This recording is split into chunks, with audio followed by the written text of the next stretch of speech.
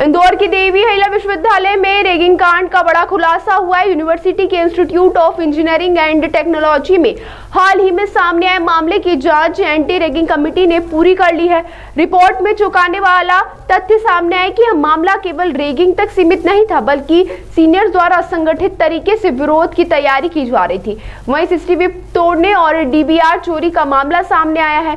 जांच रिपोर्ट के अनुसार सीनियर छात्रों ने प्रथम वर्ष के स्टूडेंट पर दबाव डालकर उनसे फेक आईडी बनवाकर उनसे सोशल मीडिया पर पोस्ट वायरल करने और नेपाल में हुए जेनजी स्टाइल प्रोटेस्ट की तर्ज पर विरोध की तैयारी करने को कहा था। फर्स्ट ईयर छात्रों पर दबाव देकर ट्विटर अकाउंट बनाने और सीनियर्स द्वारा भेजे गए सभी मैसेज रीट्वीट करने के लिए मजबूर किया गया था। इतना ही नहीं, बल्कि उन्हें चेतावनी दी गई थी कि अगर इंस्ट्रक्शन नहीं माने गए तो छात्रों को पैच आउट कर दिया जाएगा। वहीं छात्रों से उनके पर्सनल जीमेल के अलावा फेक जीमेल और ट्विटर अकाउंट भी खुलवाए गए।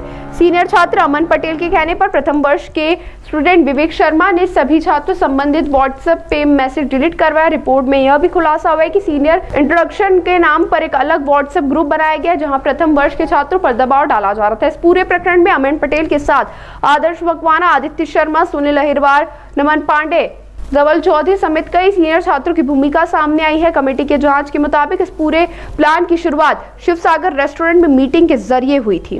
अभी कुछ दिन पहले कुछ छात्रों ने रैगिंग की थी एक छात्र की, जो सेंट्रल गवर्नमेंट में उन्होंने एक शिकायत की थी।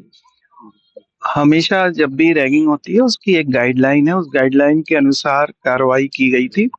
उसमें कुछ बच्चों को, कुछ सीनियर बच्चों को फाइन वगैरह किया गया था और हॉस्टल से बाहर किया गया था।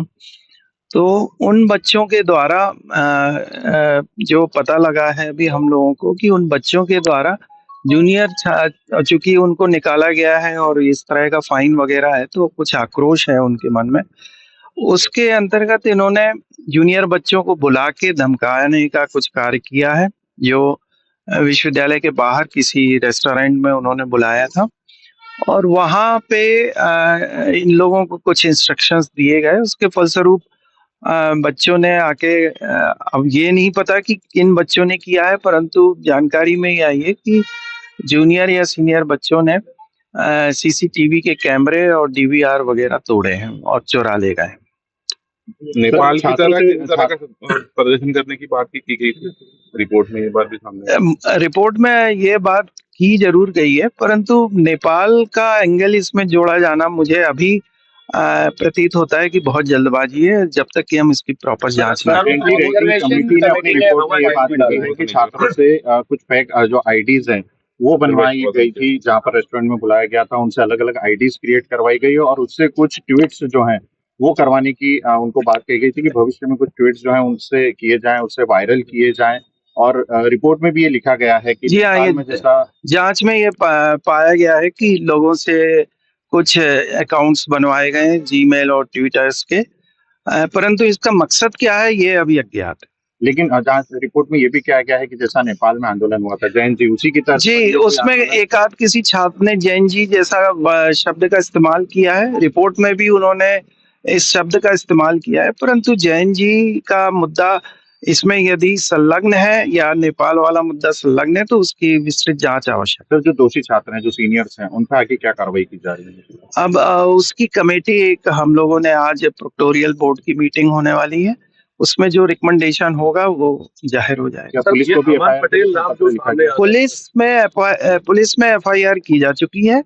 पुलिस एकदम से एफआईआर करती नहीं है, पहला एक आवेदन किया जा चुका है जिसमें ये आग्रह किया है कि चोरी जो हुए हैं हमारे यहाँ के कैमरे वो, और इस तरह की यदि कोई घटना घट रही है तो उस पर जांच की जाए। अमन पटेल कौन है? अमन पटेल कौन है? ये छात्र हैं, सीनियर छात्र हैं। आईआईटी में, आईआईटी के किस ईयर के हैं?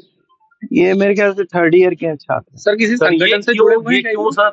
संगठन से जुड़ेगा कुछ ज्ञात नहीं है सर। ये लगभग कितने छात्र जो थे, जो जूनियर्स थे, जो बाहर रेस्टोरेंट तक गए थे, और ऐसी कुछ संख्या अभी मुझे ऐसे 30-40 तो संख्या ऐसे अंदाजे से पता है, पर एग्जैक्ट संख्या नहीं पता। सर कितने सीनियर छात्र थे, उनकी संख्या? उसमें भी यही 4-5 छात्र जो आप नाम ले रहे हैं, इन्हीं छात्रों का ज्यादा मुख्यतः थे। एफआईआर भी नहीं हुई क्या? जी हाँ सर, क्या कुछ ये बात सामने है कि नामजद अभी एफआईआर नहीं है, पर वो एक इस गतिविधियों के रिलेटेड जो एफआईआर उस समय रैगिंग के एंटी रैगिंग के समय हुई थी, वो हम लोगों को एफआईआर कराना जरूरी है, पर वो पुलिस में रिपोर्ट ही हुई है, उसकी एफआईआर उन्होंने अभी तक दर्ज सर, क्या ये छात्र जो है सीनियर पहले कोई सजा के मिलने के बाद कोई ऐसा कुछ भड़काना चाहते थे विश्वविद्यालय के खिलाफ छात्रों को? प्रतीत तो यही हो रहा है मुझे, क्योंकि हम लोगों ने एंटी रैगिंग कमेटी के माध्यम से जो शुरू में इन लोगों को कुछ को फाइनेंशियल वो दिया है, कुछ को बाहर किया है हॉस्टल से,